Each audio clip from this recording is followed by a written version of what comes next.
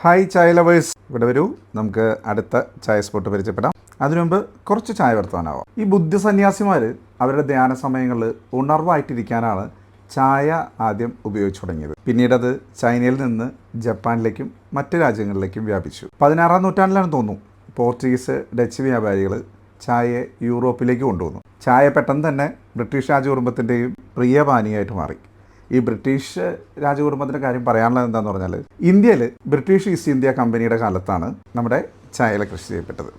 തുടർന്ന് ആസം, ഡാർജിലിംഗ്, നീലഗിരി തുടങ്ങിയ പ്രദേശങ്ങൾ ലോക പ്രശസ്തമായ ചായ കൃഷി ചെയ്യുന്ന സ്ഥലമായിട്ട് മാറി.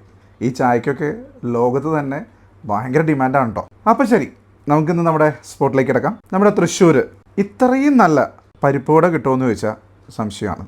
വെറും 5 രൂപയ്ക്കാണ് ഇവിടുത്തെ പരിപ്പുവട കിട്ടുന്നത്. അത് നമുക്കിതാ ഇങ്ങനെ ഇരുന്ന് കഴിക്കാനുള്ള സൗകര്യം കൂടിയുണ്ട്. സാധാ ഒരു ചായക്കടയായിട്ട് നമുക്ക് ഫീൽ ചെയ്യുന്നുണ്ടെങ്കിലും കടികളെല്ലാം അവിടെ അവൈലബിൾ ആണ്. മുട്ട ബജ്ജി, അതുപോലെ മുളക് ബജ്ജി, അങ്ങനെയെല്ലാം. പ്രത്യേകത നിങ്ങൾ നേരത്തെ വീഡിയോയിൽ കണ്ടില്ലേ, അടിച്ച കിടിലൻ ചായയാണ്. ചായ കുടിക്കുമ്പോൾ കിട്ടുന്നൊരു എനർജി അത് വേറെ തന്നെയാണ്. ഞാനിപ്പോൾ ഈ കയ്യിൻ്റെ ഉള്ളിൽ വെച്ച് കാണിച്ചത് കണ്ടില്ലേ, ഇതാണ് നമ്മുടെ ഇവിടുത്തെ പരിപ്പുവടയുടെ വലിപ്പം.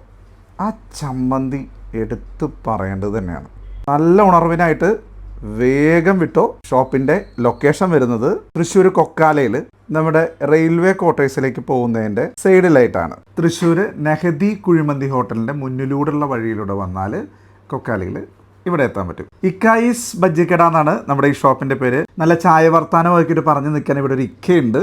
പക്ഷേ ഇന്ന് നമുക്ക് അദ്ദേഹത്തെ കാണാൻ പറ്റിയില്ല. ഞാൻ എപ്പോൾ ചായ കുടിക്കാൻ വന്നാലും അദ്ദേഹത്തോട് സംസാരിച്ചതുകൊണ്ടാണ് ചായ കുടിക്കാറുള്ളത്. അപ്പോൾ നമുക്കിനി അടുത്ത ചായ വർത്താനവുമായി അടുത്ത വീഡിയോയിൽ കാണാം. ബൈ.